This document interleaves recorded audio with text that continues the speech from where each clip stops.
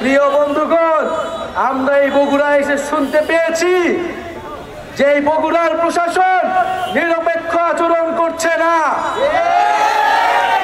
24-এর গণঅভ্যুত্থানের পরে আমাদের দাবি নিরপেক্ষ প্রশাসন, নিরপেক্ষ পুলিশ এবং নিরপেক্ষ আদালত নিশ্চিত করতে হবে। যদি কেউ সেই পুরনো কায়দায় দলবাজ প্রশাসকদের মতো আচরণ করে, তার পরিণতিও ফ্যাসিস্ট মুজিববাদীদের দোসরদের মতোই হবে। দেখেন 18 সালের যারা ডিসি ছিল, যারা ভোট ডাকাতি করেছিল, তাদের কি পরিণতি হয়েছে। যারা 18 সালের নির্বাচনে নির্বাচন কমিশনার ছিল, তাদের কি পরিণতি হয়েছিল। এই দিন নয়, দিন কিন্তু সকলেরই আছে। এই গণঅভ্যুত্থানের 1 বছরের মধ্যে যদি আপনারা ভুলে যান ছাত্র জনতার ক্ষমতা কতটুকু, তাহলে আপনারা আবারও ভুল করছেন।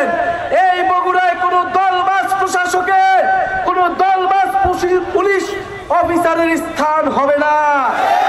বগুড়ার প্রশাসককে, বগুড়ার পুলিশ, বগুড়ার আইন আদালতকে নিরপেক্ষ আচরণ করতে হবে, গণমানুষের পক্ষে থাকতে হবে, কোনো দলের পক্ষে থাকা যাবে না।